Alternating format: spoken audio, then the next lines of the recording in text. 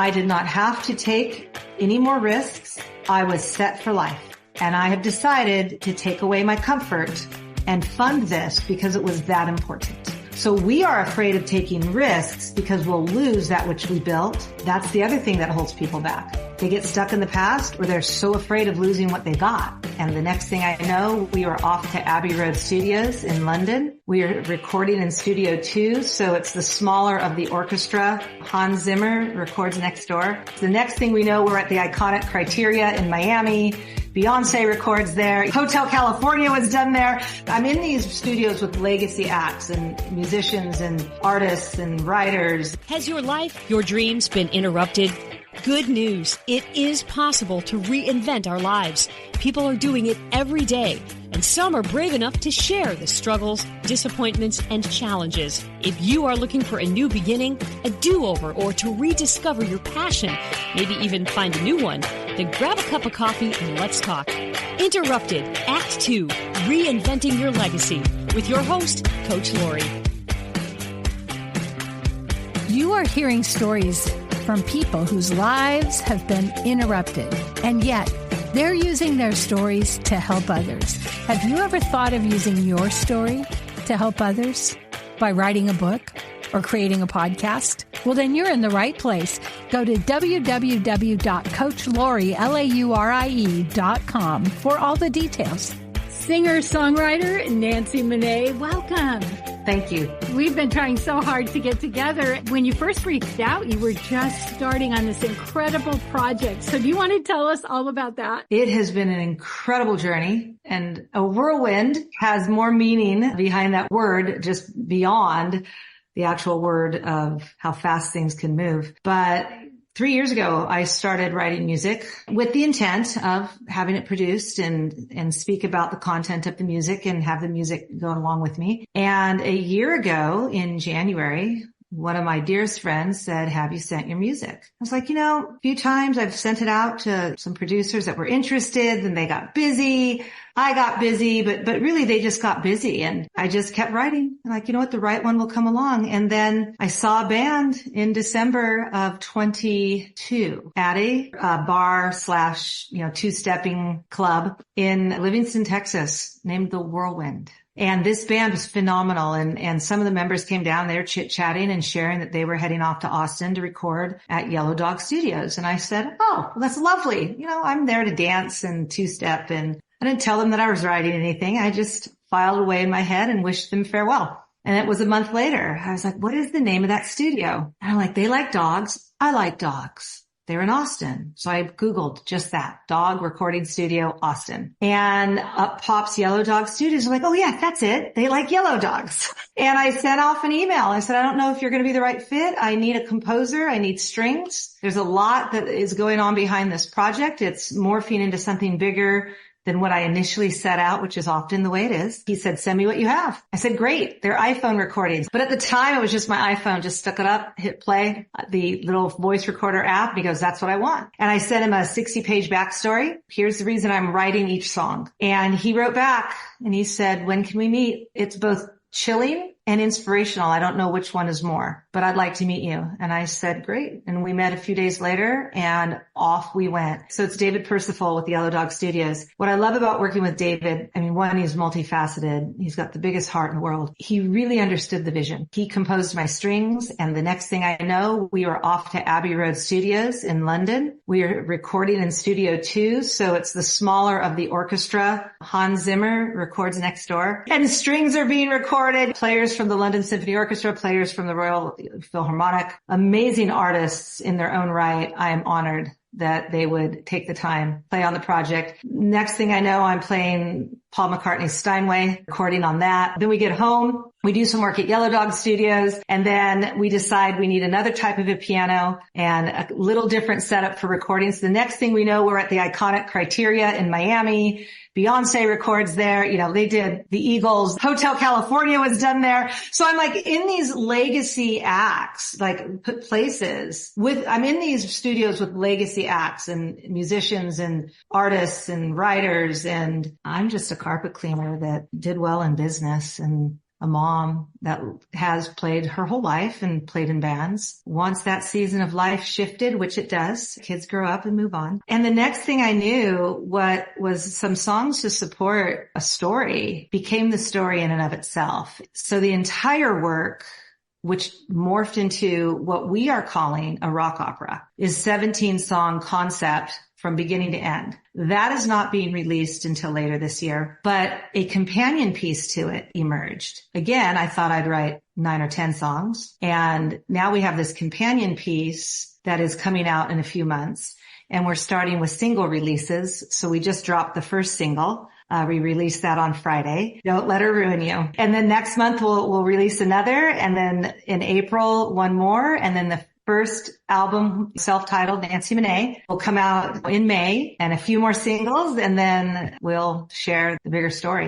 In the meantime, I kid you not, Lori, in June, I'm going back to Abbey Road for 2 weeks to record 2 more albums. Wow. It's been quite the journey. And I was asked, where have you been? And I said I spent my weekends or Sundays often playing guitar in the back, second position, just the acoustic guitar, so I can kind of get away with anything. Because I'm just there to support the band. So my job is to fill it in. Rarely played piano, if ever. Dropped some vocals whenever, but I wasn't the leader of the band. I just was asked to come in and play and help. And I did that for over 30 years. And it was the shutdown when the pandemic hit and everyone couldn't we couldn't go anywhere. We couldn't do anything. And I decided, I'm really tired of that genre. I'm a little bit bored. I also enjoy writing, and I haven't sought the opportunities to really share it or had the opportunities to share it. That was even part of my own healing journey. This has not come without a lot of pain, a lot of suffering. But you pushed record, you sat down and wrote, and then, my goodness, it's like Cinderella. You end up at Abbey Road, for heaven's sakes. I loved watching all of that unfold on Facebook. So what did bring you here? You said you had a 60-page backstory. Which is really part of a 180-page book. I was awarded the state at birth. I was put into the foster system at birth. I was forced to be given up. My birth mom did not want to give me up. But at the time, she had voluntarily surrendered her children to foster care because she was going through a divorce. She was broke. This is 1969. She had another gentleman that he was in her life, and he did not want a third child. Her only hope at the time, think about it for women, 1969 women. A lot of them were told, no, you can't. And some broke through that, but she was forced for the sake of her other 2 kids. She carried that guilt. I have connected with her, and I'm like, there is no guilt. This is the story. I wouldn't be here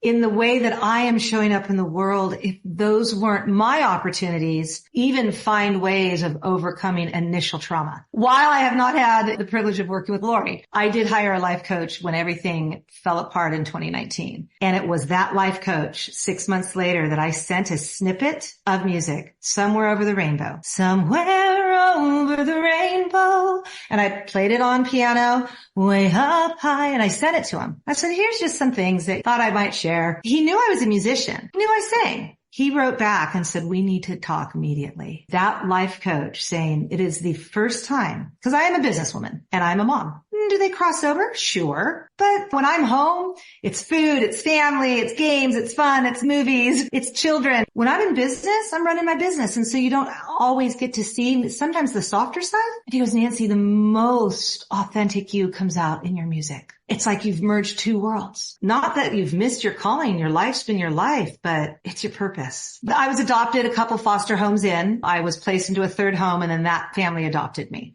So I had an adopted older brother and an adoptive mom and dad. My life was like little orphan Annie met Daddy Warbucks. Together at last, together forever. We're tying the knot. That was my relationship with my adoptive father. He came from no means and then did extraordinarily well in the business world. And he read to me stories by Og Mandino, Napoleon Hill. These were my bedtime stories as a child. I shadowed him, and then I was the apple of his eye, his pearl. He died suddenly on Christmas Eve, 1981. He was gone. Massive heart attack. before the era that they could fix hearts the way they do now. I say, hey, I was adopted by Daddy Warbucks, but left with Mrs. Hannigan. And I became the household help. And there's nothing wrong with doing chores. Those cleaning skills led to owning a carpet cleaning business. But I suffered horribly under an abusive parent. My adoptive brother was terrorizing. And so if I played any music, did anything that wasn't according to what exactly they wanted or needed, then I was either beaten, threatened, terrorized. So I lived in constant fear, and I turned to volunteering. At the time, I turned to church. My adoptive mother wanted me to go out and party and get drunk. She didn't understand why I was volunteering in the community. I set my sights for 18. This won't last forever. Nothing lasts forever. It all has its cycles. At 18, I left the family money and I lived in my car, and I bought a guitar. And I started learning to play guitar. I got married at 21, married a pastor, and then found myself throughout that marriage in extreme abuse. And unfortunately, there can be messages within, I will call it the established rigid Christian quote unquote church, that are very damaging and very harmful to women. And know your place, submit and be quiet, seen not heard, don't come in between, don't say a word. God forbid if you're spontaneous or loud, which I am both, and I speak my mind. And then what emerged early on in the marriage that I suffered through, because God doesn't bless divorce. You're not allowed to get divorced, Nancy. And when we sought help in the church, the pastor said, and in my 30s, Lori, I was 335 pounds. Yeah, I could not fit in a 3X. I had, they didn't make 5Xs then. I had to just wear muumuus. I couldn't fit through a door. I had to turn my bottom. So you want to talk about a road of overcoming. At 38, they said I would not see 40. Stress, health, every marker for heart attack was there. And I had to make some decisions. And when we went to get help from our pastor, he said, if you weren't so fat, your husband wouldn't be an addict. Look at my wife. She's on her 10,000th crunch. Now she's 5'2" and all of 100 pounds soaking wet. I'm not. Lori, I was a varsity athlete as a freshman in high school, varsitied in multiple letters. I cycled, I downhill skied. I did every sport and I did them well. Now, my frame with 335 pounds on it, damaging and dangerous. I knew that meant to save even myself, but more importantly, to save my kids, because I saw the effects of what was happening. I put them first. It was like I was second. Do this for the children if you can't do it for you. So I filed for divorce. 4 years after that, I got remarried. We moved to Tacoma. I knew him from back in the day where I grew up in Southern California. I thought he was a dream come true. Everything we wanted in a relationship. The time empowered my strength and me as a businesswoman. He didn't feel threatened by it. 5 years into that marriage, it started to slide off the rails. Now, I had been very busy those 5 years. I started real estate investing. I really found my stride. First thing I asked him, are you having an affair? Something's not right. We found ourselves in a situation where he had neglected aspects of protecting the home for a remodel. The home basically went up in flames, but not flames, like a fire without the flames. We had a chimney, an old chimney that fell, and with it plumed old coal dust from the original build of the house. And it destroyed everything in its path. I had bought a cabin, and I found myself off in the cabin in the woods while the house was starting to go under construction. He traveled for a living, and in that 4-month period, everything unraveled. I discovered he had another family. They weren't married. They weren't his actual kids, but he did everything with them. They vacationed, bought appliances, furnished homes, were planning futures. When I confronted him on it, he screamed and yelled, that is my family. Very shortly after, he put a pillow over my head and demanded I sleep with him. Now, Lori, at this point, I had already ballooned again to 275. So this was 2019. The next morning he was gone and the marriage was on the way out. And actually that is when I uncovered everything. Con man. And he hides in the church. Most of my network were people I knew from church. My war isn't against that. It's the safe haven it has become for predators and addicts, abusers and narcissists, the message that gives them a get out of jail free card. I also stood my ground because as you've seen things unfold on Facebook, my daughter is queer and there is absolutely no way. And I don't know of any parent who would send their kid to hell. That whole experience led me to hire a life coach. I had been in therapy. I had been going through years of counseling, just finding my footing. I mean, it took a year and a half for me to understand that my husband's addiction wasn't because I was overweight, obese, morbidly so. None of it had anything to do with his addiction, but it took me a long time. If I was just pleasing to my husband, he wouldn't have other addictions. that my role was to serve and to please him. Lori, the advice that is given is terrible. It's given by people who aren't meant to be therapists or coaches. They have a specialty in their chosen profession, the Bible. That's their chosen profession. Go do you. That's your purpose on this planet. But to hold people back, to hold women down, I said, I need a coach because I'm going to lose everything I built because I did not sign a prenup. Because in the church, you don't sign a prenup. I didn't, and I sold my carpet cleaning business, and I took that money I invested in real estate, and I did very well. So when he was coming after me for 50% or more, and I married him when he owned nothing. Now this is no longer saving the marriage. This is no longer trying to make it work. Now, Lori, I wish I could have said once the pillow was placed over my head, I was completely done. But we have what I would consider bad counsel, even possibly some brainwashing. You have to go into therapy to see if the marriage could be healed because it could be a testimony of goodness. So I went through 6 weeks of what I will call BS therapy. We spent probably $5,000 on it. We did immersive, and all the while he was planning a cruise to take off with this quote unquote family. The therapist at the time denied that that's what he was really doing. I'm like, these are the tickets. You can't do emotional focused therapy with a man that has another family. But she took the money. 6 weeks after that, my head's getting clearer. I'm understanding. All of that was working itself out. And I said, I need a coach because I'm going to lose everything I built. If there's a huge takeaway in life, is life hits hard. We see things come in. We don't see things come in. We can prepare as much as we can for our future. And then something comes in and wipes it out outside of our control, or sometimes things in our own control we didn't pay attention to. It comes and it goes. The faster that we can move to acceptance, the faster we can come up with solutions. So what I learned over all these years of these ups and downs is that stuff just comes and goes, and it's stuff. What's more important is the human, and it's the relationships. That's it. Those are the things that last. So life coach. So I hire a New Yorker, and he is with me to this day. And I had a tribe. One of my tribe's people was the inspiration behind Don't Let Her Ruin You. The year prior, he had gone through exactly what the song says. She was with another man. She was the principal of the school, and she was sleeping with the coach. In walks Jim. Life is destroyed. 25 years of marriage, 3 children, small town. In that year preceding mine, I walked him through it. And there's hope. Look at how wonderful my marriage is. You'll get married again. You'll get through this. And I walked him through it. And then it started to happen to me, and I called Jim. I said, are you sitting? So then he was my support. So now we're in June of 2020. And I said, Jim, how you doing? Have you found love? Are you dating? He's like, oh, no, I'm dead. Nancy. I went for a walk. And by the time I was done with that walk, I had written Don't Let Her Ruin You. First, I was a little pissed for every woman, because then I went on many more dates. I went on many dates. And most of them came to the point where they were not over an ex-girlfriend, an ex-spouse. They were either still in love with that spouse. There's a good handful of those. Or they're so bitter, they then project something onto you that isn't yours. Because you did something like eat organic foods or want to buy wholesome local foods, which triggered them of their ex, and therefore you're the spawn of Satan. So I was angry. Don't let her ruin you. And then when I revisited the song for recording, I thought, oh, there's a gentleness that needs to be had. There's just a tenderness, because these are humans and we suffer. That's how we ended up here. And truly the life coach along the entire journey, and got through the divorce. He continued to stalked me, stalked my family. I had to move out of state. And Lori, I never thought I'd emerge back into public. I live out in the country, very small gated community with neighbors that watch. And I never expected that I would go back on stage. I just kept writing, thinking, well, I'll do some small local. Dare I even step out into any kind of public, because he'll be there. And that scared me. And as I've grown and healed, I was like, come after it. Starting my new life first, it started in Tacoma, in the home that was destroyed.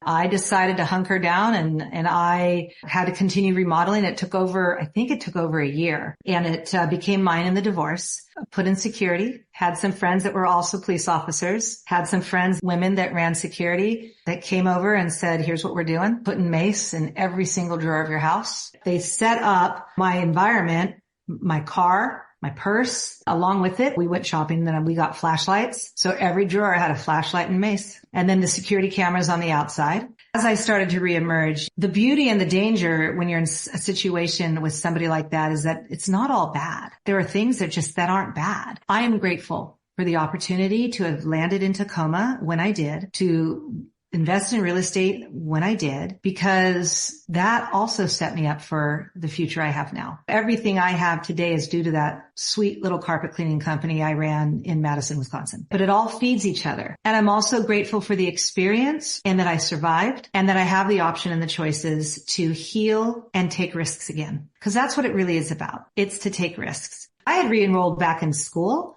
to get a degree in music because I always wanted one. I don't read music. I just play it.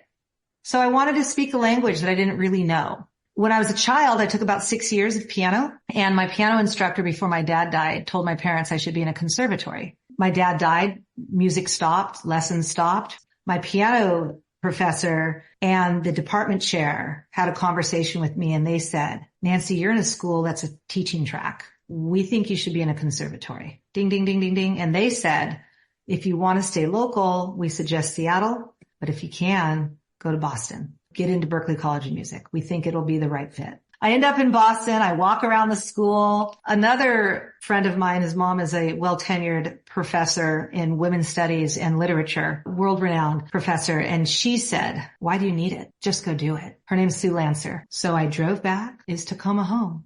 I don't know. I want it to be. I remodeled my house for the rest of my life. I don't ever want to move. I got home and he continued to stalk. He continued to reach out to my adoptive mother. I started looking for other areas where I could invest in real estate. So I started to look at Texas. Had been to Houston before. Loved Houston. Reminded me of Southern California. I grew up in a suburb of LA. And I'm like, oh my gosh, these are my people. I felt more at home in Houston. Of course, I love baseball. So they've got the Astros and there's some controversy there. Thought, however, that I would just fly in here and invest in real estate. And I met a significant influencer. We had lunch one day and he said to me, an older gentleman, when are you moving here? And I said, no, sir, I'm just going to fly in and invest. He goes, you need to move here now. I went home and I put a sign in my yard. And in July of 21, sold my house. So now I get here, I'm feeling pretty safe. My adoptive mother has borderline personality disorder. She always used money, control, power, rage. A flip of a switch, she could be the sweetest thing ever. She, however, stayed in contact with my ex-husband that tried to kill me. And I said, here's your boundary. Now, I learned this from therapy. The door is open. As long as you have a relationship with him, you cannot have one with me. You cannot have my address. We cannot talk. You can know nothing about my life. And she chose him. Last October, I thought, she is getting older. She's in her 80s. I have compassion. Let's just see where we're at. I flew in to see her this last December and I left in tears.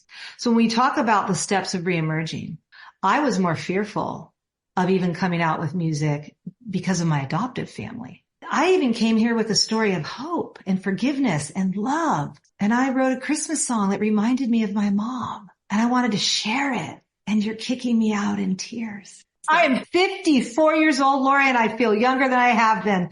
I feel better than before I had kids, but I've also really focused. I've put 15 years into focusing on healing my body. That's a big part of the story. I couldn't go do what I'm doing now if I was dragging myself down. And one of my greatest limiters after I lost all the weight was all the skin that was hanging off my body, even dysfunctional skin. And I've just gone through 2 extraordinarily difficult surgeries to remove a radical amount of skin. But to me, that's giving me my life back. Getting back, which was taken, some of it I gave away. That probably is as long a journey and as difficult as a road because we do develop habits. I love food. What is it that you really want people to know? That there's hope. That there's hope. There's always hope.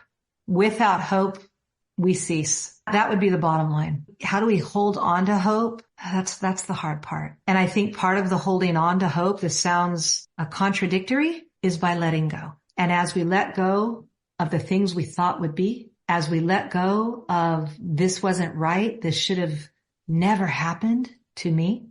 Look, let's write some song lyrics. And we let go. And we even let go of the standards we put on ourselves. I still crave pie. I point to my fridge. I still crave it. I get stressed. I make choices I'm gentle with myself. If I eat something that isn't great for my body, I'm gentle with myself. And I think if we can learn to be gentle with ourselves, we'll be gentle with others, and that we have hope. I know people look at the state of the world, the state of where we are today, and the polarization that happened in COVID. And to me, some true colors came out from the established rigid church that scared me. It scared me that these are people that say they love. They're not loving.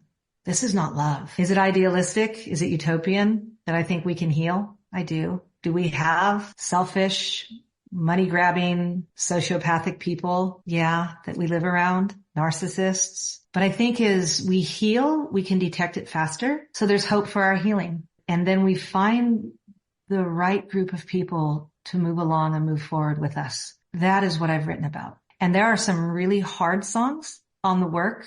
Especially there are some that are coming out. When you're an artist, you have to look at what's radio play, what's not radio play. I mean, that's just real. What is the easy listening? You can listen to it in your garage, in your car while you're at work. There's that type of music. And of course, some of these songs I've written can fall into that category, but there are some I've written that are really hard. Talk about abuse. Talk about being silenced. And that's me emerging as a woman, and what other people will find as they hear the story weaving in and out when the larger project comes out.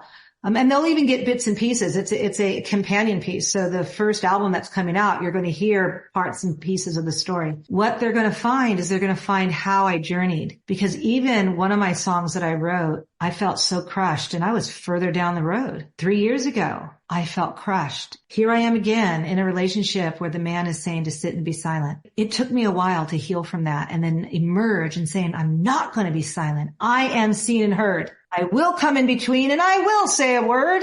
And to be able to come to that resolve, that's hope. I truly believe that the right answers and the right people will show up at the right time if we're open. It's only when we shut down and we hide. Would I have met you if I did not dare step out? Facebook was the first place I started to test it because I was scared. But I'm going to throw these things out here. This is how we socially network. Can I socially network? Can I meet people here? Let's go out to a local VFW and two-step. Okay, I'm around people. Is it safe? I need to feel safe. Well, I won't allow my need to feel safe, however, to stop me from doing what I know I should do, because I just have to trust and have hope and be smart. This is so powerful. If somebody wants to find you and hear your music, where do they go? They can go to Nancy Manet, so Nancy, Manet, so the artist that taught Monet, M-A as in Apple, N as in Nancy, ET.com. They can also look up Don't Let Her Ruin You on any of the streaming platforms. It is out now. Nancy's album drops May 29th. We dropped the companion album, self-titled Nancy Manet. Do you have brain fog? Are you exhausted all the time? Do you struggle with depression? How about cravings? Imagine an enzyme that turns sugar into fiber. For a link to order your bottle, email me at lacoach@comcast.net. That's LACOACH at comcast.net. 3 things we learned from Nancy. It's never too late to live your dream. It's okay to take risks, but also be safe. Stalking is real. If you love this podcast, here's a big ask. Will you share with your friends and family, subscribe, give us a review, and a 5-star rating so that others looking to reinvent their lives will be able to get the help they're looking for? Thank you in advance.